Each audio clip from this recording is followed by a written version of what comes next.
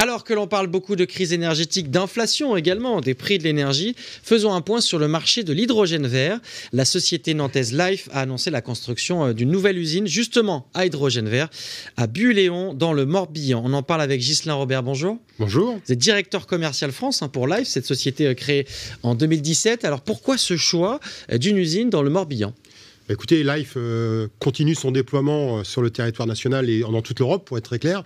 Et notre deuxième site de production sera en effet à Buléon, dans le plein centre du Morbihan, c'est-à-dire au cœur historique de la Bretagne, pour desservir tout le territoire breton, de Brest aux Marches de la Bretagne à Laval, en passant par Saint-Malo et Lorient, pour ainsi, à 150 km, nous permettre de desservir toute l'économie et de participer à la décarbonation de la mobilité et des industries. Alors la première pierre doit être déposée, je crois, à la fin du mois de février, pour une mise en service prévue en 2024. On parle d'hydrogène vert, donc sur Télénantes, justement parce qu'elle est produite à partir d'énergie renouvelable. On ne parle plus d'énergie fossile, c'est bien ça. C'est bien ça, la particularité de Life, c'est vraiment de produire son hydrogène renouvelable, c'est-à-dire à partir de l'électrolyse de l'eau.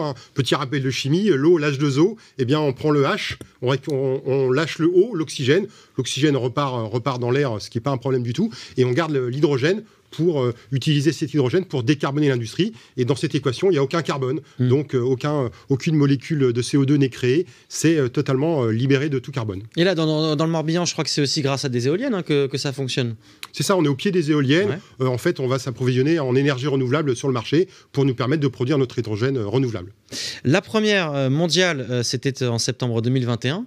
À Bouin, c'est ça ? C'est bien ça. Elle produit combien d'hydrogène par jour, cette usine-là ? Alors actuellement, elle produit 350 kg d'hydrogène par jour. Alors en l'hydrogène, on parle en kilos, donc c'est une nouvelle notion.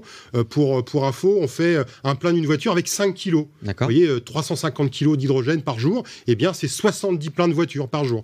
Mais ce site à Bouin, en Vendée, a été prévu, dimensionné pour produire jusqu'à 1 tonne d'hydrogène par jour, ce qui va être le cas en début d'année prochaine pour nous permettre de tripler la production et de continuer comme ça à décarboner l'industrie et l'économie. Alors cet hydrogène, que ce soit d'ailleurs à Bouin ou dans le Morbihan, il est vendu, il est à qui en fait ? C'est qui vos clients derrière ? Écoutez, on peut déjà parler par exemple de Lorient. Lorient, notre premier partenaire dans le Morbihan, qui va installer, lui, en parallèle de notre production, des stations de distribution. Il faut différencier les deux. Ces stations de distribution, une première va permettre de faire rouler des bus. Et les premiers bus à hydrogène sont attendus à Lorient en fin d'année. Oui, je crois qu'il y a déjà une commande. C'est ça, il y a une commande. Ils sont attendus là. 7 premiers bus sont attendus d'ici la fin d'année. Il y aura jusqu'à 19 bus qui sont déjà prévus par l'agglomération de Lorient. Et une deuxième station de distribution servira même à alimenter, à avitailler deux bateaux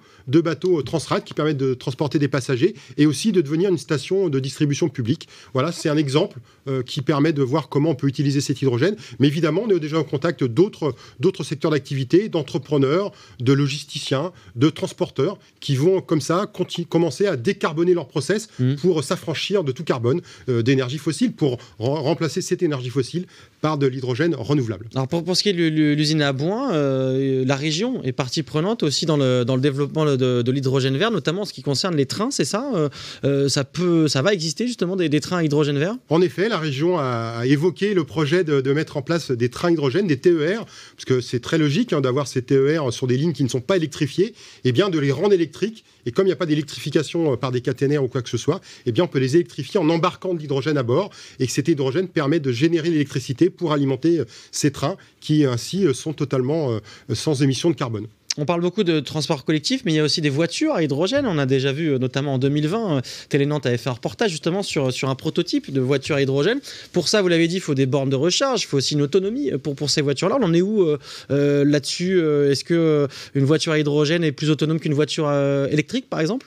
Alors, l'autonomie d'une voiture à hydrogène, il y en a déjà plusieurs sur le marché. On peut citer plusieurs marques. Il y a Hyundai notamment, il y a Toyota qui proposent des voitures qui ont environ 600 à 700 km d'autonomie. Donc, on est sur des autonomies totalement acceptables aujourd'hui qui sont les mêmes que les voitures à énergie fossile, évidemment, et qui permettent ainsi de pouvoir se véhiculer dans toute la France sans problème. Évidemment, il faut des stations de distribution. C'est ça qui manque encore aujourd'hui pour développer le marché ? Tout à fait. Le bas blesse à ce sujet, mais sur ce sujet des stations de distribution. Mais on voit bien que les les agglomérations. On peut citer aussi La Roche-sur-Yon et le syndicat d'énergie de la Vendée, le SIDEV, qui a aussi investi dans une station de distribution grand public. Eh bien, des entrepreneurs de La Roche-sur-Yon aujourd'hui ont déjà fait l'acquisition de ces véhicules à hydrogène pour rayonner sur le territoire et ainsi pouvoir se véhiculer à l'hydrogène sur le territoire vendéen. Et c'est ce qui va se passer en Bretagne grâce à ce nouveau projet à Buléon, dans le Morbihan. Alors bien sûr, on voit très bien l'intérêt écologique, mais il y a aussi tout ce qui est économique derrière. Combien ça coûte pour fabriquer aussi l'hydrogène vert? Est-ce que là, vous diriez que le processus de fabrication est efficace aujourd'hui, mature? Il n'y a pas de perte justement aujourd'hui sur ce processus? Écoutez, nous aujourd'hui, en effet, on est capable de produire de l'hydrogène. En parlant de kilos, comme je l'ai dit tout à l'heure,